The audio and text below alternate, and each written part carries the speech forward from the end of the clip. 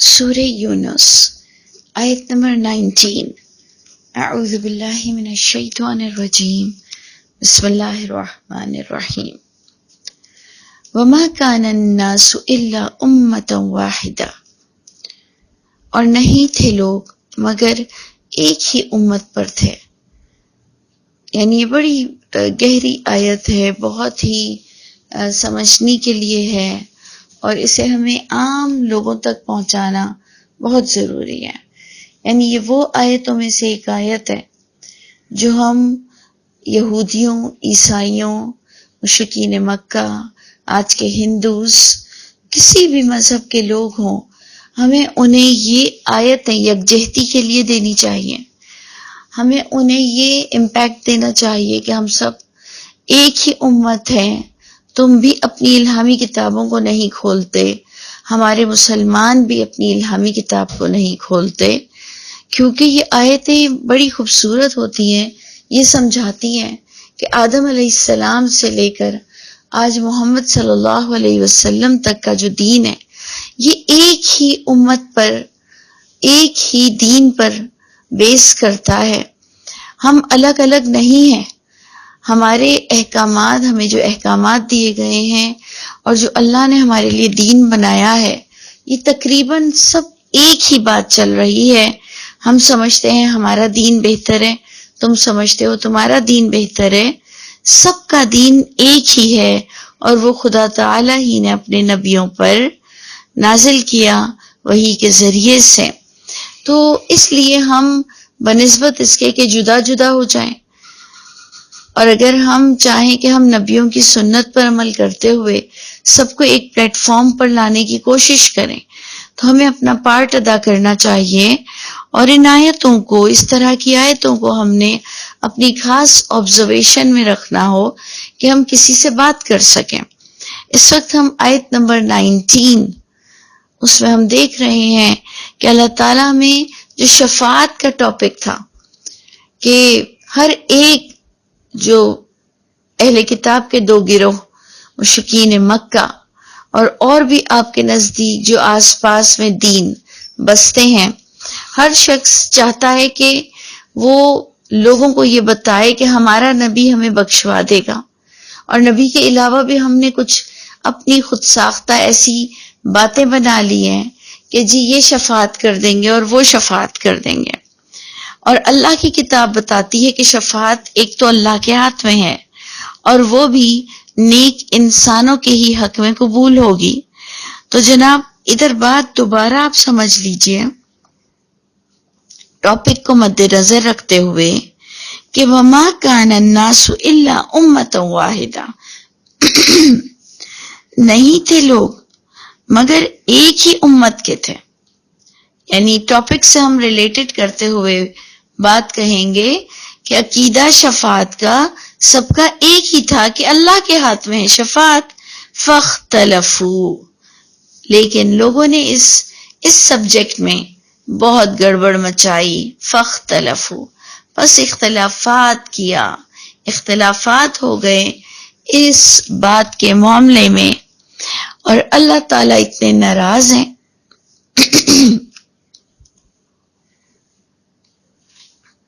اللہ تعالیٰ کی ناراضگی آپ کو آگے کی آیت میں دکھے گی، بلکہ اسی آیت کے آخری حصے میں دکھے گی کہ پروردگار ان لوگوں کو جو شفاعت کے معاملے میں، اور جو آل الون سپریم اتھارٹی خدا تعالیٰ کے ہاتھ میں ہے، اس معاملے میں جب بندہ اختلاف کرتا ہے تو اللہ تعالیٰ اتنے ناراض ہیں کہ اللہ تعالیٰ فرماتے ہیں کہ وَلَوْلَا كَلِمَةٌ سَبَقَتْ مِن رَبِّكَ، اگر نہ وہ بات جو اللہ نے ڈھیل کی رکھی تھی، جو اللہ نے قیامت کے برپا ہونے کا دن قائم رکھا تھا، جو اللہ تعالیٰ نے انسانوں کو معاف کرنا طے کیا تھا، جو اللہ تعالیٰ نے انسان کو اتھارٹی دی ہوئی تھی، اگر یہ بات اللہ نے پہلے سے طے نہ کی ہوتی کہ اللہ نے ہمیں ٹائم دینا ہے، لیمٹس میں ہم نے رہنا ہے، لیکن کچھ عرصے تک ہمیں ڈھیل کے دن ملیں گے، قیامت کے دن فیصلے ہوں گے، اگر اللہ نے یہ معاملہ نہ رکھا ہوتا تو یہ گناہ اتنا بڑا ہے کہ ہم جب سمجھتے ہیں کہ کوئی اور بھی ہم گناہ گاروں کی گناہوں کے باوجود شفاعت ہو جائے گی، اور اللہ کے علاوہ دوسرے لوگ بھی قیامت کے دن لوگوں کو جنت میں ڈال سکیں گے، جہنم سے نکال سکیں گے، یعنی یہ اتنی بری بات ہے اللہ کے نزدیک کہ جب ہم یہ سمجھتے ہیں کہ اللہ تعالیٰ کے علاوہ دوسروں کے ہاتھوں میں بھی کچھ پاورز ہوں گے، تو اللہ فرماتے ہیں کہ اگر میں نے یہ تمہیں ڈھیل دینے کا اور قیامت کے برپا ہونے کا ایک وقت مقرر نہ کیا ہوتا تو لقضی بینہم، تمہارے اس کرپٹ عقیدے پر البتہ میں بات کو تمام کر دیتا، یعنی میں آج ہی فیصلہ تمہارا کر دیتا اور میں آج ہی قیامت برپا کر دیتا، البتہ فیصلہ کر دیتا ان کے درمیان فیما فیہ یختلفون، ان باتوں کا جن میں وہ اختلافات کر رہے ہیں۔ آپ کو یاد ہوگا کہ ہم نے پچھلی آیت پڑھی کہ وہ پکارتے ہیں اللہ کے سوا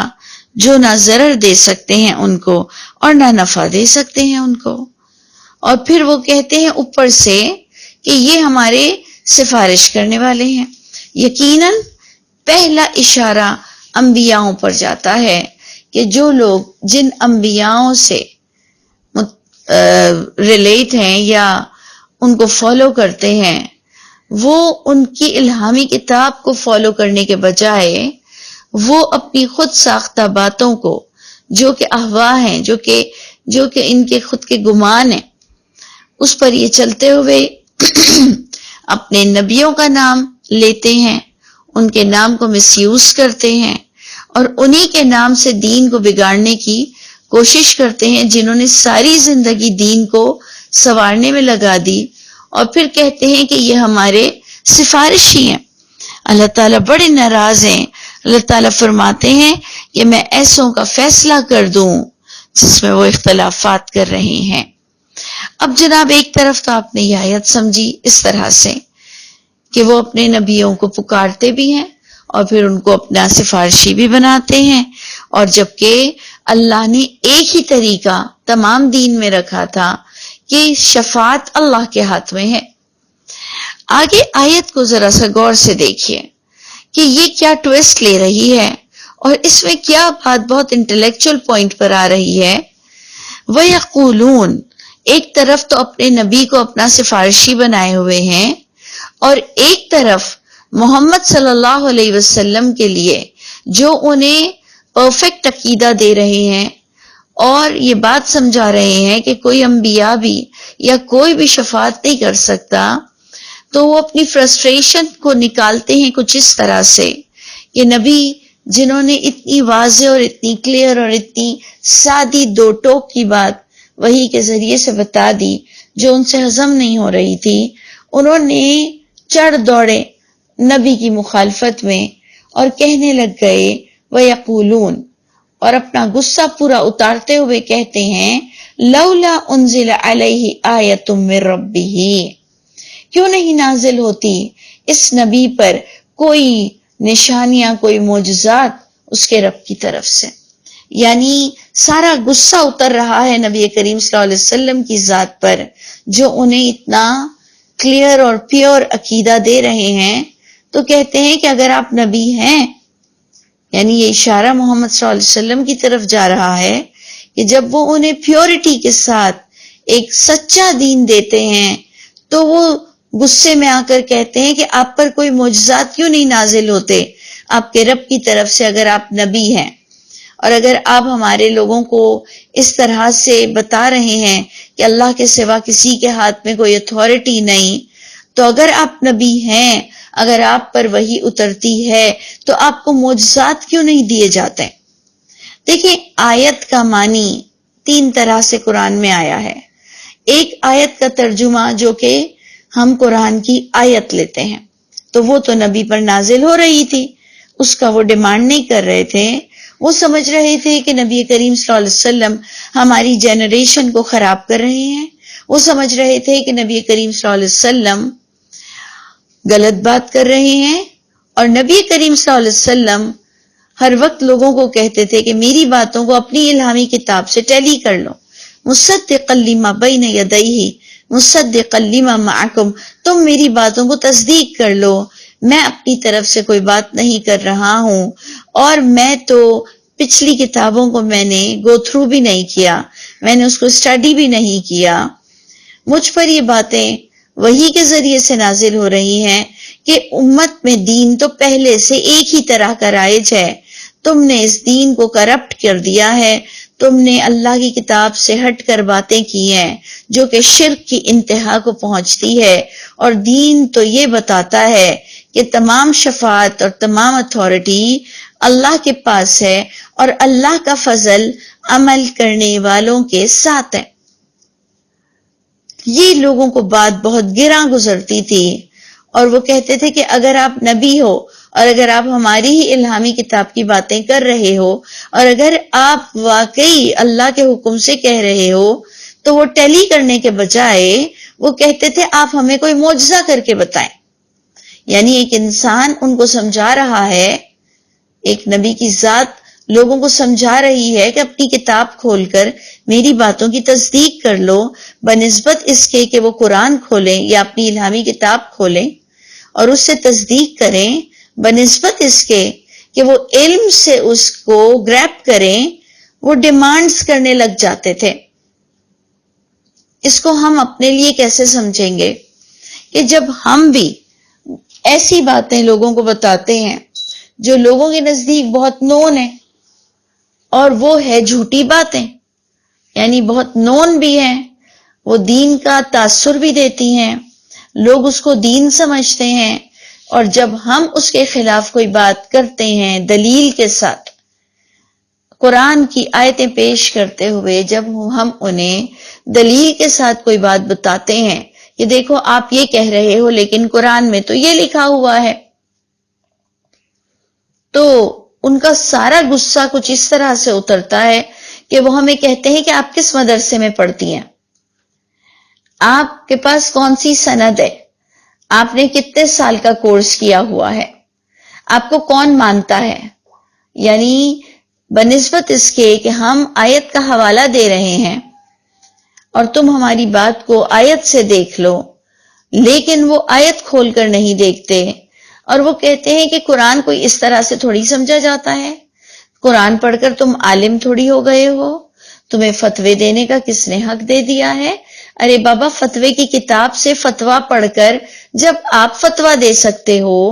تو ہم اس کتاب سے، جب فتوے کی کتاب سے یعنی اللہ کی قرآن سے جب ہم کوئی بات کو کنکلیوڈ کریں یا ہم اس کا فیصلے کو حتمی شکل دے دیں تو آپ کو اتنا ناگوار کیوں گزرتا ہے؟ آپ اپنے بڑوں کی کتاب فتووں کی پڑھ کر اور کہہ دیتے ہو کہ پیج نمبر فلاں پہ فتویٰ نمبر فلاں ہے، اور آپ کو یہ حق دے دیا گیا ہے کہ اگر آپ کسی عالم کی فتوے کی کتاب کھول کر اور پیج نمبر اور فتویٰ نمبر کا حوالہ دے کر لوگوں کو فتویٰ سنا سکتے ہو، تو ہمیں یہ حق کیوں نہیں حاصل کہ ہم اللہ کی کتاب کو کھول کر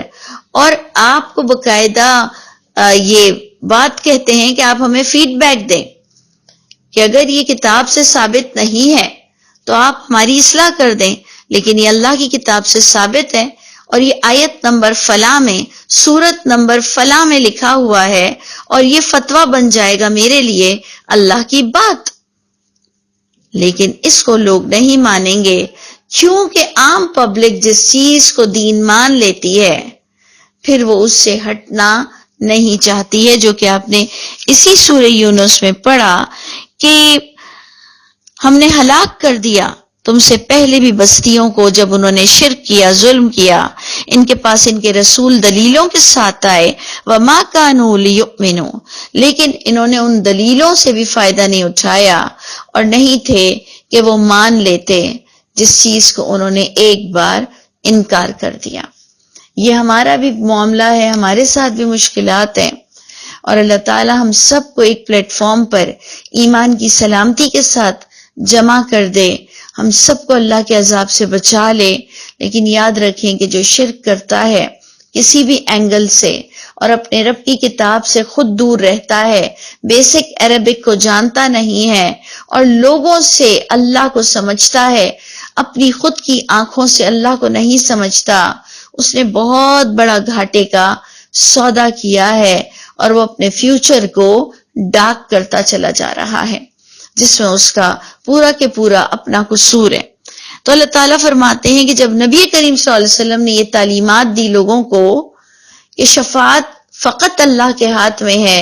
اور آج ہم نے یہ زیادتی کی کہ تمام شفاعت ہم نے بھی انہی اہل کتاب کی طرح اپنے نبی سے منسوب کر دی، یعنی ہم نے بھی انہی کی چیٹ کی، ہم نے بھی انہی کو چیٹ کیا، اور جیسے انہوں نے اپنے انبیاءوں کے نام لے کر شفاعت کے ٹاپک کو گڈمٹ کر دیا، بالکل ہم نے بھی وہی حرکت کی کہ اپنے پیارے نبی جنہوں نے ہمیں اتنا پیور عقیدہ دیا کہ شفاعت فقط اللہ کے ہاتھ میں ہے، ہم نے وہی اپنے نبی کا نام یوز کیا۔ آپ سوچئے کہ ہمارا کیا انجام ہوگا کہ ہم نے نبی کے بھی ہاتھ میں شفاعت دے دی، اور ہم نے اور بھی کئی بچوں کے ہاتھوں میں، نیک لوگوں کے ہاتھوں میں، اور بھی کئی لوگوں کے ہاتھوں میں شفاعت دے دی،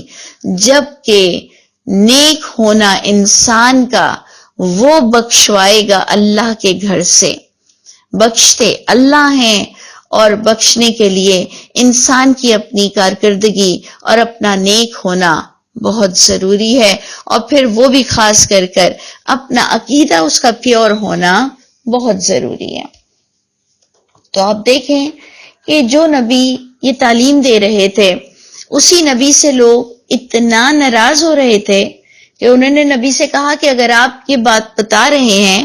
اور آپ ہمارے نبیوں کی شفاعت کو نہیں مانتے ہیں تو آپ پر کوئی معجزہ کیوں نہیں نازل ہوتا؟ یعنی بات تو سمجھنے کی یہ تھی کہ اپنی کتاب کھول کر وہ بھی دیکھ لیتے، جیسے ہم اپنی کتاب کھول کر بیٹھے ہیں اور اس عقیدے کو سارٹ آؤٹ کر رہے ہیں کہ کیا واقعی جو ہم سمجھ رہے ہیں وہ صحیح ہے کہ نہیں۔ لیکن بنسبت اس کے کہ وہ اپنی کتاب کھولتے، انہوں نے محمد صلی اللہ علیہ وسلم سے معجزات کی ڈیمانڈ کر دی، جس پر اللہ اپنے نبی کو کیا جواب دینے کا حکم دے رہے ہیں وہ آپ غور سے دیکھیے کہ اللہ کے نبی اپنے اللہ کے حکم سے کہتے ہیں فقل، اللہ فرماتے ہیں فقل، پس اے محمد صلی اللہ علیہ وسلم یہ جب آپ سے معجزات مانگ رہے ہیں تو آپ ان کو کہہ دیجئے کہ انما الغیب للہ، بے شک غیب تو اللہ کے ہاتھ میں ہے، یعنی معجزات کا تعلق غیب سے ہے، معجزات نبی خود نہیں لا سکتے، اور اس سے پتہ چلتا ہے نبی کریم صلی اللہ علیہ وسلم کو وہ موسیٰ علیہ السلام جیسے اور عیسیٰ علیہ السلام جیسے معجزات نہیں دیے جا رہے ہیں، اور وہ لوگ باقاعدہ اس کی ڈیمانڈ کر رہے ہیں، اور نبی کہتے ہیں کہ معجزات لانے میں بھی میرے پاس کوئی اتھارٹی نہیں ہے۔ یعنی آپ آنسر کو 100 بار دیکھ لیں،